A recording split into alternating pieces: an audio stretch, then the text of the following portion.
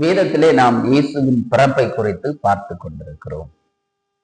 இந்த தினத்திலே கூட இயேசு தேவனால் அனுப்பப்பட்ட குமாரனாய் இருக்கிறார். தேவன் அதை இயேசுவை பூமியிலே அனுப்பி மனுக்குலத்தை நீக்கும்படியாகவே அனுப்பினார்.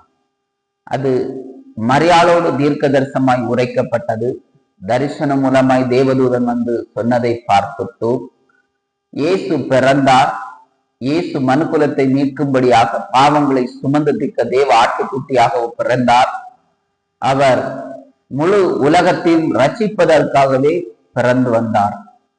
அதை மரியாளும் உணர்ந்து கொள்ளாதபடி ஒரு சூழ்நிலையிலே ஒரு இடத்திலே காணப்படுகிறது. ஏனென்றால் மரியாள் அதை உணர்ந்து கொள்ளவில்லை.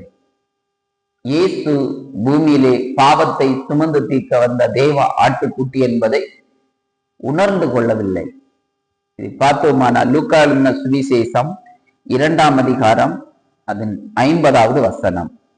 தங்களுக்கு அவர் சொன்ன வார்த்தையை அவர்கள் உணர்ந்து கொள்ளவில்லை எப்படி சொல்லப்பட்டிருக்கிறது என்றால், இயேசு 12வது வயதிலே போதகர்களுக்கு அதிகமான போதனைகளை கொடுத்து கொண்டிருக்கிறார் எருசலேமிலே.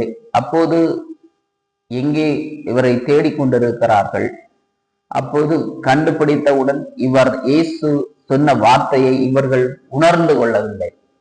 சிறு வயதிலே தேவனுக்காக மனுக்குலத்தை மீட்கும்படியாகவே அவர் பூமியிலே பிறந்து வந்ததை இவர்கள் உணர்ந்து கொள்ளவில்லை.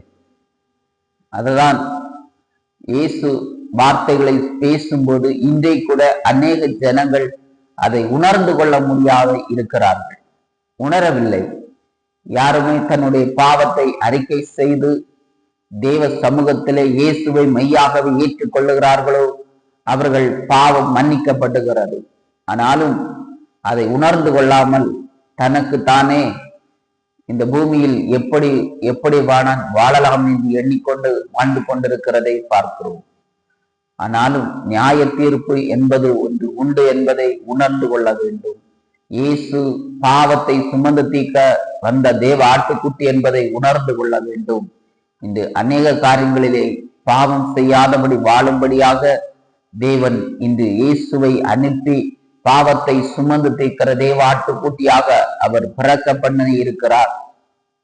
அதை நீங்கள் புரிந்து கொண்டீரானால் நிச்சயமாக உங்க வாழ்க்கையிலே ஒரு பெரிய ஒரு மேன்மை உண்டாகும், ஒரு வாழ்க்கையிலே சுத்திகரிப்பு உண்டாகும். தேவன் இந்த வார்த்தை மூலமாக கர்த்தர் உங்களை ஆசீர்வதிப்பாராக. ஆமென்.